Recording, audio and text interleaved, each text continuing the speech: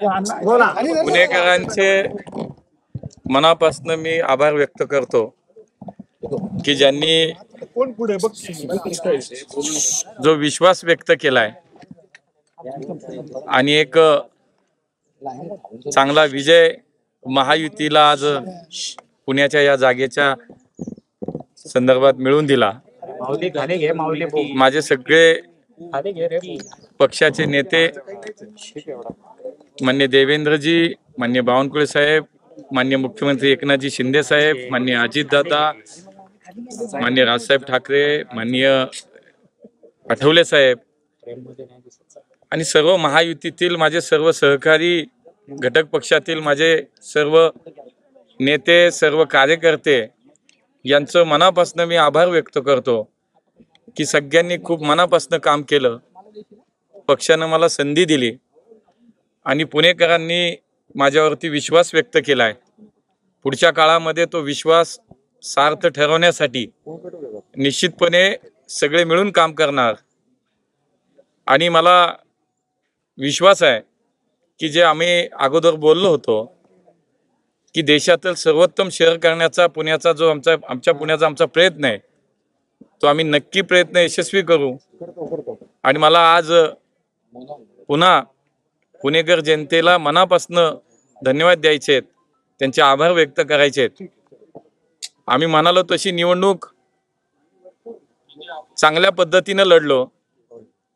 पुणे हे सुसंस्कृत शहर आहे, पुणेकर हे सुसंस्कृत आणि विचारी मतदार आहेत आणि ते विकासाला विचाराला मतदान करतात आणि तेच शेवटी खरं ठरलं।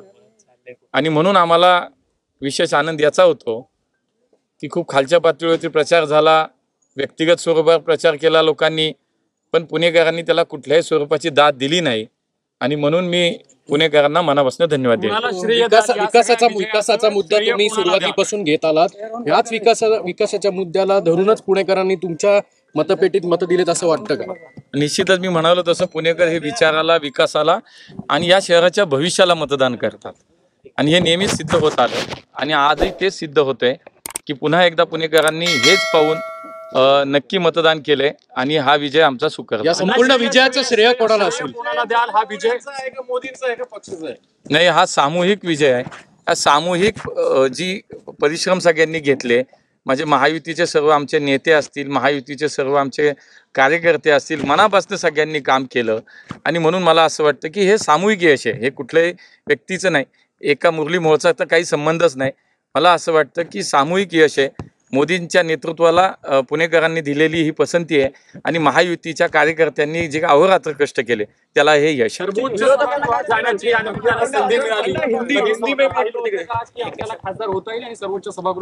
मला माझ्यासारख्या कार्यकर्त्याला पक्षाने माझ्या खूप संधी दिली।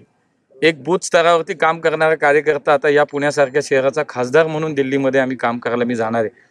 मला असं वाटतं की माझ्या पक्षातच होऊ शकतं की अति सर्वसामान्य कार्यकर्ता इथपर्यंत पोहोचतो। हा सगळा प्रवास मला असं वाटतं की हा या माझ्या पक्षात होतो आणि आज त्याची प्रचिती पुन्हा एकदा मी स्वतःच्या अनुभवावरून घेतोय की अत्यंत सर्वसामान्य कुटुंबातला बूथवरचा कार्यकर्ता पुण्याचा खासदार म्हणून आज मी दिल्लीमध्ये जाणार आहे। मला असं वाटतं की मला माझ्या पक्षाला खरंच मनापासून मी पक्षाच्या सर्व नेत्यांचं नेतृत्वाचं धन्यवाद नक्की या निमित्तानं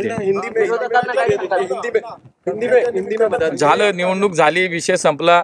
मला विरोधकांना काही सांगायचं नाही, कारण निवडणुकीपुरती ठेवायची असता। आता पुण्याच्या प्रत्येक पुणेकराचा मी प्रतिनिधी आहे, लोकप्रतिनिधी, त्यामुळे मला असं आता फार काही त्याच्यावर बोलायचं नाही। 13 फेऱ्या झालेल्या आहेत त्यांना, पण कसब्यामधून अनेक वेळा तुमच्यावर टीका झाली होती, पण तोच सांगितलं होतं, आज तुमच्यावर सांगितलं होतं लोकांनी वल्गना गेल्या की कोथरूडमध्ये लीड घेणार।